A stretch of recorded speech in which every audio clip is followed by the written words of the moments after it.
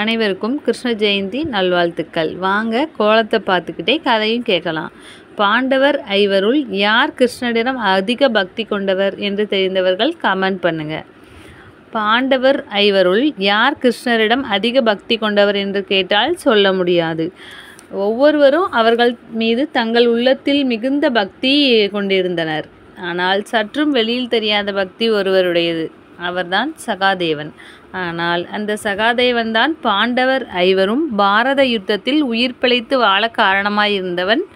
பூபாரம் தீர்க்க வந்த பரமாத்மாவிற்கு வேண்டியவர் வேண்டாதவர் உற்றவர் மற்றவர் என்ற பேதங்கள் இல்லை. குருசேஸ்திரம் போரில் அவர் அனைவரையும் அழித்திருப்பார். அதில் பாண்டவரும் மாண்டிருப்பார். அந்த ரகசியத்தை அறிந்தவன் சகாதேவன். பரமாத்மா தர்மரின் வேண்டுகோளை ஏற்று தூது செல்ல புறப்படுகிறார். அப்போது பாண்டவர் ஐவரிடமும் சண்டையா சமாதானமா என்று கேட்கிறார். தர்மர் மட்டுமே சமாதானம் என்கிறார். பீமன், அர்ஜுனன், நகுலன் மூவரும் சண்டைதான் வேண்டும் என்கின்றனர். ஆனால் சகாதேவன் மட்டும் எங்களை ஏன் கேட்கிறீர்கள்? நீங்கள் என்ன நினைக்கிறீர்கள் அதுதானே நடக்கப் போகிறது, அதை செய்யுங்கள் என்கிறான் சகாதேவன்.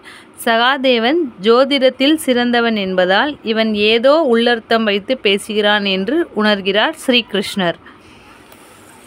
சகாதேவனை தனிமையில் சந்தித்த பரமாத்மா பாரத போர் வராமல் தடுக்க என்ன செய்யலாம் என்று சொல் என்று கேட்கிறார். உங்களை கட்டி போட்டால் பாரத யுத்தம் வராமல் தடுக்க முடியும் என்கிறார் சகாதேவன். எங்கே என்னை கட்டு பார்க்கலாம் என்ற கண்ணனை மறுகணமே 16,000 வடிவம் கொண்டு நிற்கிறார். ஆயினும் சகாதேவன் தயங்கவில்லை. தன் மனத்தால் உண்மை வடிவத்தை கட்டுகிறான்.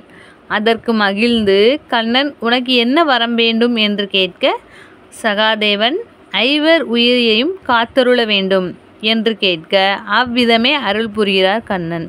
பசையற்ற உடல்வற்ற என்ற இந்த பாடலில் பாண்டவர் மீது குற்றமற்ற முடிவில்லாமல் வளர்ந்த பற்று வைத்திருந்த கண்ணன் சகாதேவனுக்கு அளவற்ற தனது வடிவங்களை காட்டினார். இந்த கதை உங்களுக்கு பிடிக்கும்னு நினைக்கிறேன்.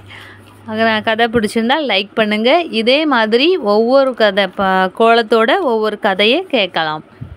நன்றி.